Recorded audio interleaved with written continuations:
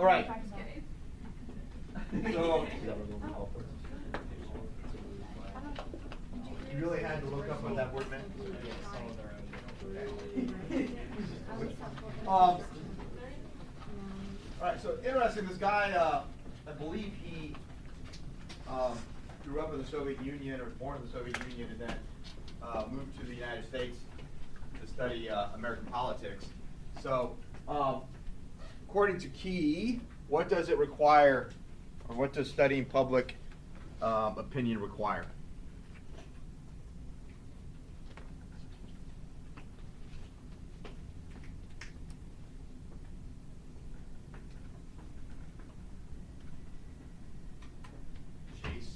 To be viewed in a broader context.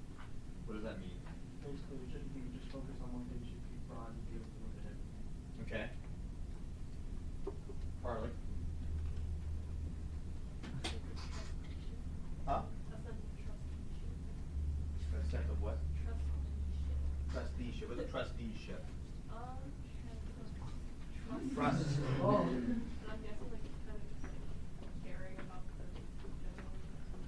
Okay. Jacob, what do you think? What does studying, according to Key, what does studying public opinion require? Looking at things like diversely, not just one like Okay. Was Key, when he's talking about looking and measuring public opinion, was he concerned about elitists and activists and political leaders, or was he concerned more about the masses? Huh? The masses, right? Okay. So, why did he believe that down here, for example, that it was difficult to capture the influence of elites, activists, and political leaders? Why is that difficult to do? Because they know their beliefs and they don't really change their beliefs. Okay. What else?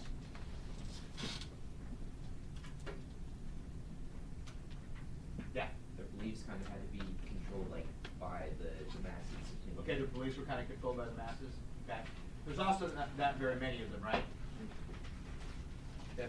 All right. So what's an opinion dike?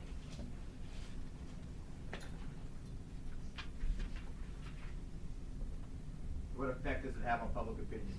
It helps the office make decisions that's best for the public. Okay. How? A dike is like a channel or a canal. It's like an artificial river. It directs.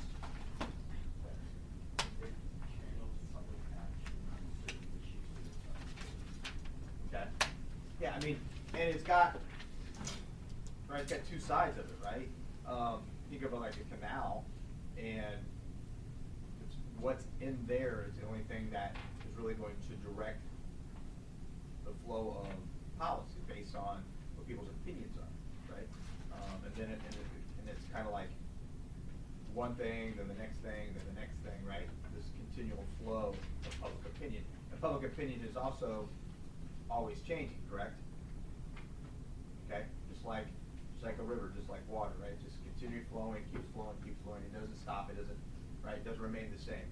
Okay, but it's this continual thing that is monitored, okay, by those in politics. Okay, people involved in politics, according to Key, where do they come from in society? What parts of society do they come from?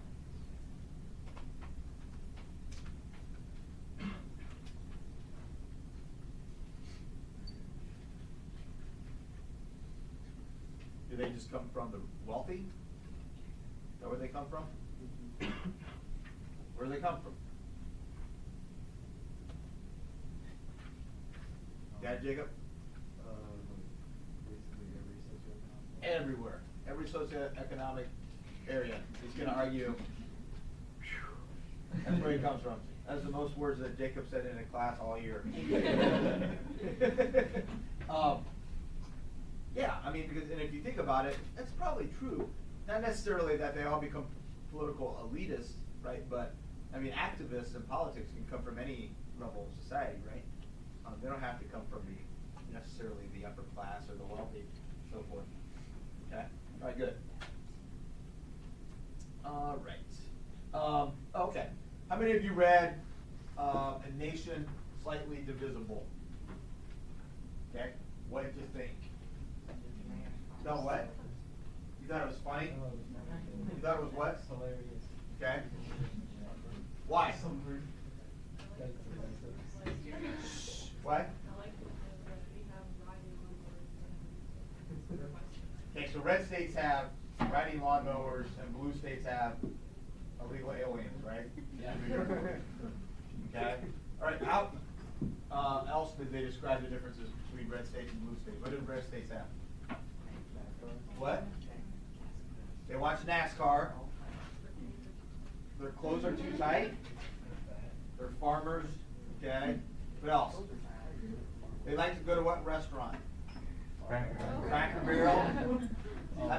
I definitely felt attacked. I definitely felt attacked by that one. That's just not right. If you don't like to go to Cracker Barrel and at least walk around the store, You have a problem.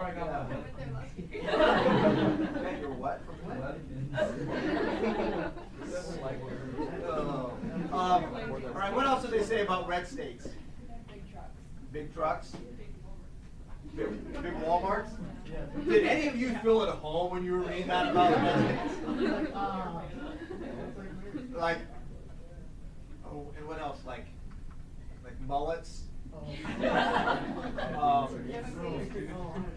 And like the people that have like the wallet like attached to a chain.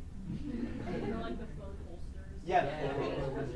It's like a night downtown Marysville, right? Or a night like in Walmart in Marysville. Or at any Walmart for that matter. Okay. So what about blue states then? What are blue states like? Big cities, cosmopolitan. Go to Starbucks. What else? You got like small compact cars. Okay. Like a Prius. Now here's a question. Do you think that he was being like tongue in cheek, or was he like completely serious? What do you think? You think he was serious? Somewhat. You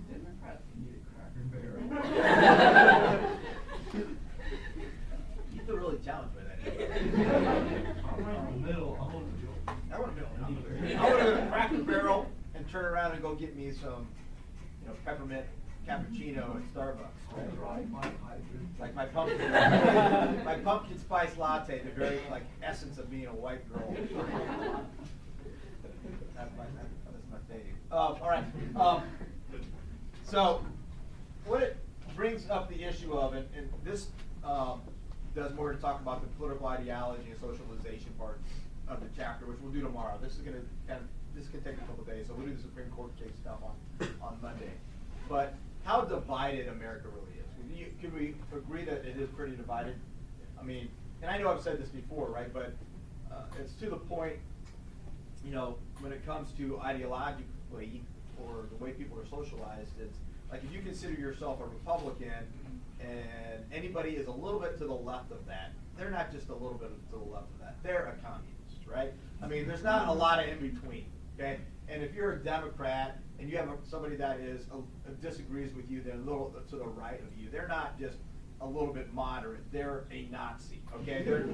There isn't this in between anymore, right? We're very polarized as a nation. We can see it right now. We're in the midst of a government shutdown, right? Where, the president and members of the Democratic leadership in the House and Senate, they can't even sit down in a meeting together, right? So how does that play out, in politics? How does that play out in how people vote, or if they vote, and all these things, right? It becomes interesting to look at for our context, but in the real life context, at times it's kind of, alarming, I guess, right? Okay, so let's go in and get into this PowerPoint a little bit. Okay, chapter 10. Much like the other chapters, this introductory stuff isn't hugely important.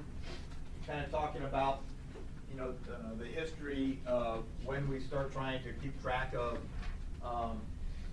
people's opinions, magazines, newspapers trying to predict, election results. But there's an important term, and you should be familiar with, is what is a straw poll? It's a straw, and how is a straw poll different than a scientific poll, which is what we try to do today? What's a straw poll? Pull straw. No, you don't just pull straw. Huh? Kind of. What's a straw poll? You guys have actually participated, I'm sure, in a number of straw polls. Yeah. It's used to like give someone an opinion on a certain candidate, whether positive or negative. Yeah.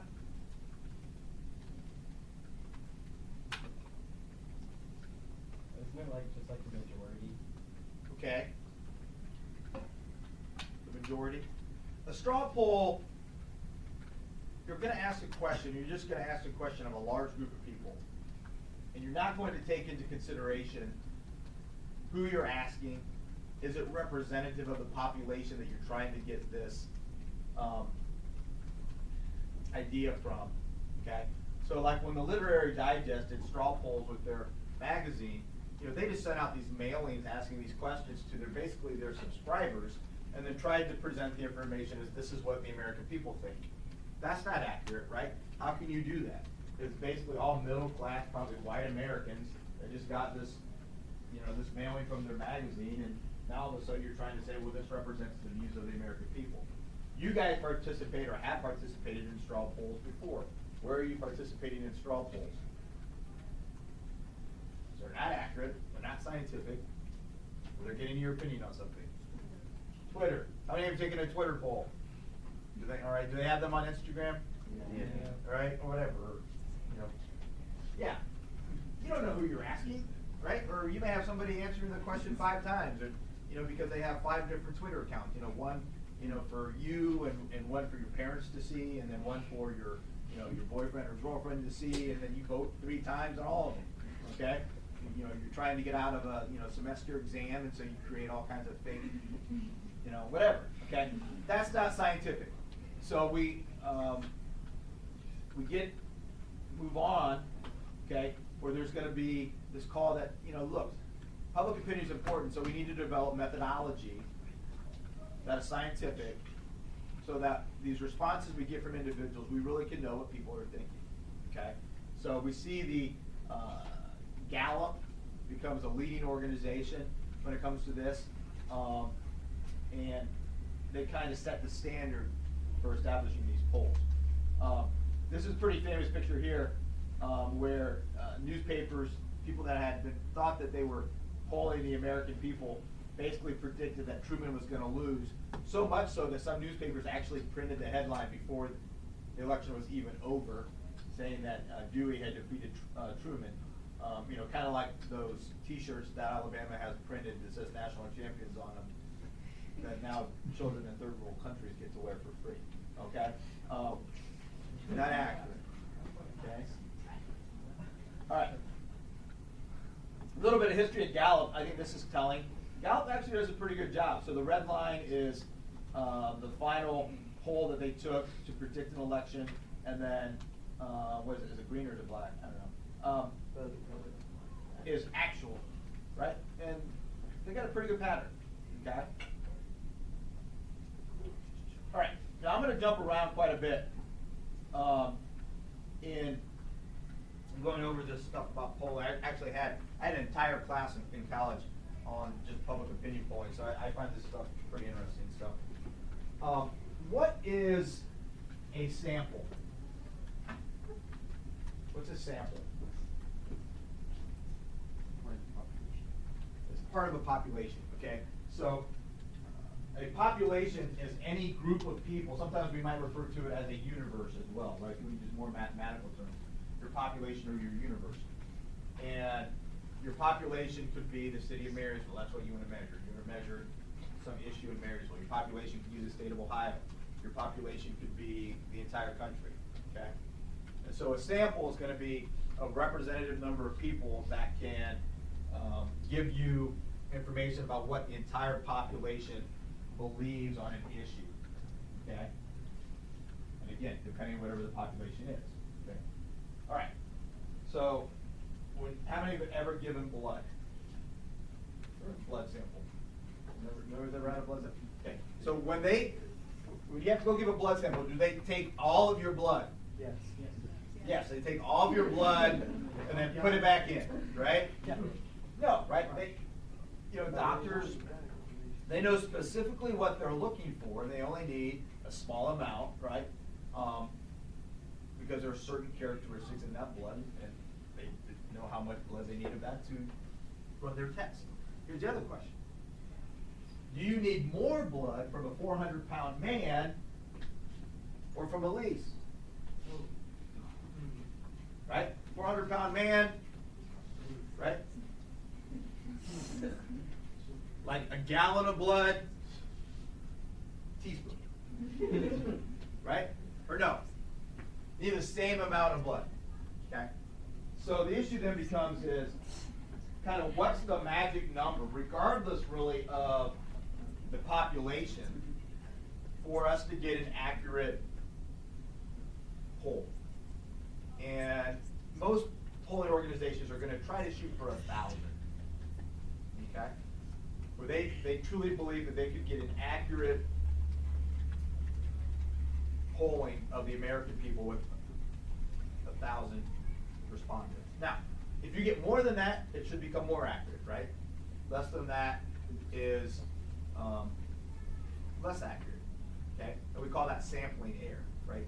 And and depending on when they want their poll to be done, they may not have the benefit of being able to get 1,000, or because how many times have you or your parents been called on the phone to participate in something and you just said no and you hang up, right? And they deal with that all the time. So then they got to call somebody else as well. Sometimes I see these polls, I'm like, how do you actually get 1,000 people to answer the phone and do this? Because I'm a government teacher and I still don't like to do it, right? All right.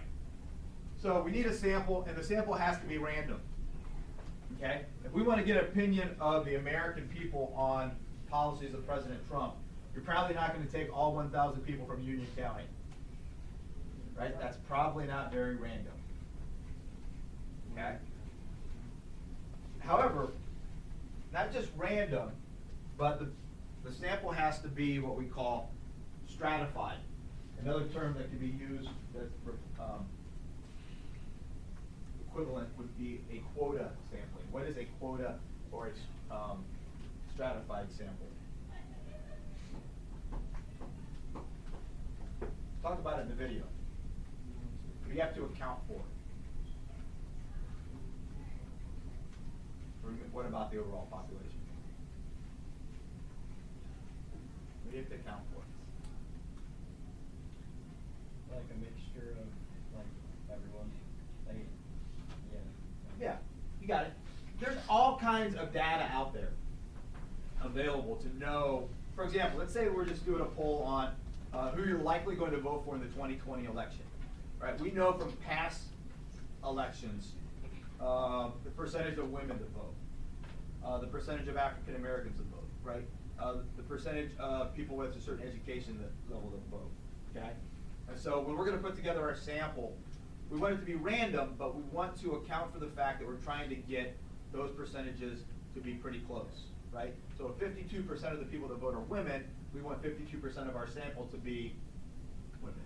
And if it's not, it doesn't mean it's not accurate.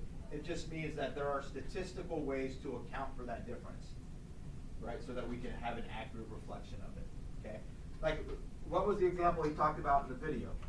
If you only use the telephone and your landline telephone, you're over-representing what part of the population?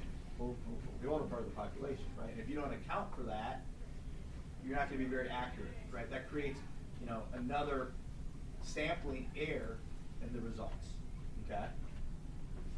Make sense? Okay. So, let's hear what some of your polls were about. What was your question? What did you find out? Okay? Okay, anybody, let's hear. Yes, start over here, start over here. What's your poll about? Whether a hot dog was a sandwich or not. YouTube, do you hear that? This is a life-changing poll. What'd you find out? Most people think it's not. Most people think it's not a sandwich. Yeah. So they had to decide if it was a sandwich or not. They couldn't tell you, if they didn't think it wasn't a sandwich, what did they thought it was? No. Okay. How many people did you ask? What? How many people did you ask? 150. Okay, what was the percentage? How many people do not think that a hot dog is a sandwich? 72. 72% of the people. Okay. Did you get a good sample? Was it stratified? No, probably not. No. Did you keep track of boys and girls and classes and all that? Or did you just do it on Instagram? Nobody's been on this. You just did it on Instagram. So that would be an example of what type of a poll? A what? Straw. That's a straw poll. Okay. What are your guys'? Another one over here. We had, do you like cake or cupcakes? Cake or cupcakes? Yeah. Did you do it on Instagram? Yeah. Straw poll. Okay. Either or. Here's a question. You guys took those political ideology tests, right? Who preferred the ones that gave you a range of questions or choices as opposed to you have to pick this or this? Because it was interesting. I did observe, I wasn't going to call anybody out, I did observe some people answering the either or questions, and it was psychologically fascinating because some of you really struggled with it. I could tell because your cursor kept going back and forth between the two, and you're like, well, if I say this, then, like back and forth, back and forth. Maybe they were just messing with you. It was Said fascinating. anything. Okay, so you preferred a range of choices, yes? Yeah. Okay, all right. So when you gave people the choice of cake or cupcake, what if people don't like either? They don't answer the poll. What? You don't know what the poll- Communist, you're not a person. Yeah. You don't like cake or cupcakes, it's like if you don't eat cereal, okay? Excellent. All right, what other, did we get other questions that were not about food choices? Yes. Mine was aliens, question mark. And it was 108 yes and 26 no. So, again, yes or no, do you believe in aliens? Yeah. And it was 81%. Did anybody not do a straw poll and actually go and do some of these face-to-face? Well, it's a Google survey, but it has other questions before the actual question. Like what grade are you in sports? Okay, so but you're still trusting that, right? But you are trying to gather that information. What was yours? What brand of shoes do you prefer, Nike or Adidas? And 81%, or yeah, 81% of people said Nike, and like none of them play sports. And it's pretty even on the gender, and then they're almost all juniors. Okay. Any political type questions? No. That's a What do you guys do? We did, should mac and cheese be eaten with a spoon or fork? Okay. Anybody get more than two choices? Okay. Yeah, I did. How many people did that? Okay, so. It's like So if we said yes, we'd be wrong. No, this is why this is important. This is one of the problems with polling. You should write this term down. One of the problems with polling is that it can be difficult to measure the level of intensity. Right? Meaning, how important is this to me if it's just yes or no? When you're given a range of choices, like on one or two of the ideological tests that you took, it said like strongly favor, don't know, oppose, strongly oppose, right? That was done to try to measure your intensity, okay? So in first period, I had them look up how many people believe that or are in favor of the border wall, barrier, whatever it is. By the way, did you see this Facebook, YouTube video that's come out where President Trump was given a commencement speech in 2004? Find it, because he talks about breaking down walls and going over walls or through walls. But whatever you need to do, get around that wall. Pretty funny. So anyways, they found, and I forget the source, it might have been The Hill, like 56% of the people that responded were not in favor of it. And I said, but that doesn't measure intensity, or don't think it would work, right? You know, what percentage of that 56% are like, heck no, there's not a snowball's chance in Hades that this wall is going to work? Or how many people were kind of thinking, yeah, I don't think it'll work, I'm not really sure, but yeah, it probably won't work. Change in intensity? Or, you know, I know it's going to work 100%. Or, I think it doesn't measure intensity. Actually, elections don't measure intensity either, do they? Think about, you have Trump versus Hillary. We're going to try to figure out, you know, just because somebody voted for Donald Trump, did you vote for Donald Trump because you're like, he's the next best thing since sliced bread?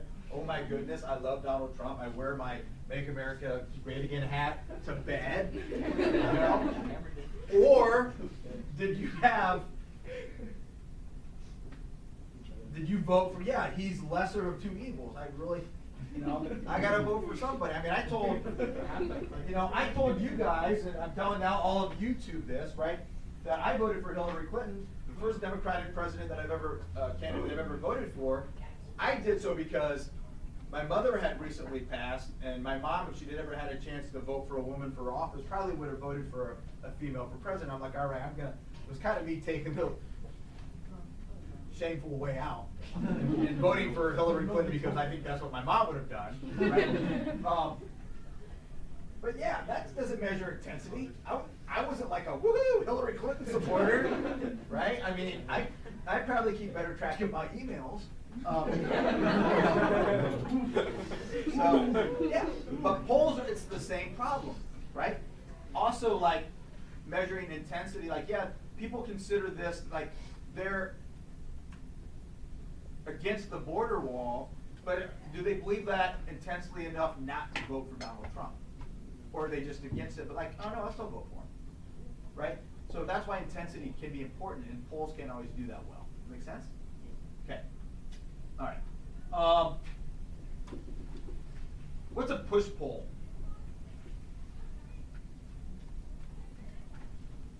It's intended to sway voters. It's intended to sway voters. Okay. Push polls are going to be conducted during an election, and they're going to be conducted by the opposition, right? And it's a very negative tactic, really a dirty tactic, where you're going to call up people acting like you're really kind of working for that campaign when you're really working against them, and ask them leading questions like, it's come to our, attention that this news report about candidate Trump might be coming out, and that, we're concerned about this, that his wife is accusing him of this. Would you still vote for Donald Trump if you knew that his wife had accused him of this? Right? And it's a lie. I mean, it's trying to get you to think that you're just participating in a poll when they're really not trying to get your opinion on something. They're trying to push you to believe something, right? Really kind of underhanded tactic. And actually, President Bush was accused of this, okay? What time are we out of here? Okay, good. Let's see here. All right, so a couple different ways, excuse me, to conduct polls. Telephones are still the best way to do it. Now, obviously, in today's age, you want to probably also include cell phones, right? Because I don't have a landline. How many of you don't have a landline? Right. So, but you can reach a lot of people, right? You can reach them quickly. If somebody hangs up on you, you can get somebody again very quickly, right? They use a system that's called random digit dialing, right? Which this computer is programmed, to have a certain area code and prefix, and then it randomly generates the last four numbers. And then if that person hangs up, then the computer automatically just dials another number, right? And that's also very efficient because you can target very specific areas of the country. And it helps with the stratification of your sample because you know where certain people live. And you know if you call a certain amount of people from that area, statistically you're going to get the type of sample that you need. Okay? It's also good because you can do it so quickly, to be able to have tracking polls, right? Where you ask the same questions, you know, whatever, once a week or a couple times a week, whatever, and as a campaign, you can kind of track how your candidate's doing.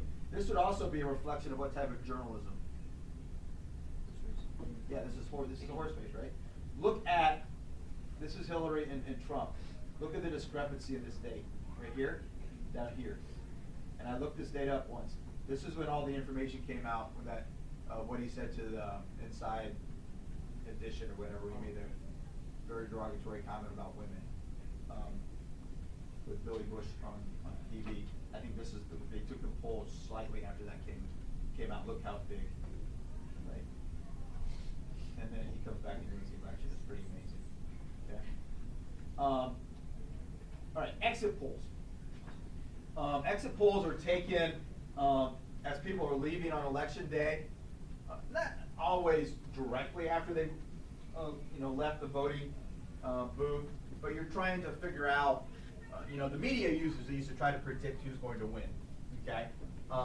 But it's also valuable for future polling data, right? You're going to try to figure out not only who they voted for, but maybe why they voted for that person, or what's the demographic of the person that voted for Trump, right? Okay, so you're a white male, you voted for Trump, okay? You're a white female, you voted for Trump. Trying to get an idea of the type of person that voted for a candidate, and maybe what was the issue that drove them to vote for that candidate. Maybe you want to try to see, did you vote for Donald Trump, or were you voting against Hillary Clinton? Okay, and exit polls can help us do that. Right, and then we obviously know that internet polls are not very scientific, right? They're easy, and maybe through technology we'll be able to come up with a way to make them more accurate and more scientific. But I don't think we're there yet. Okay. Questions?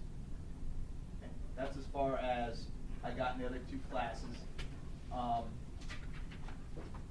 Talk a little bit more tomorrow about reporting data and margin of error, and then we'll get into the stuff on ideology and socialization. Okay?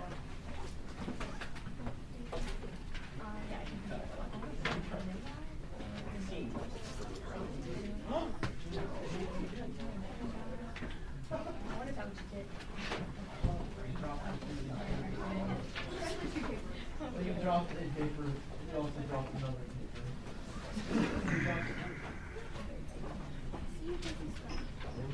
Guys, you know what Cole said to me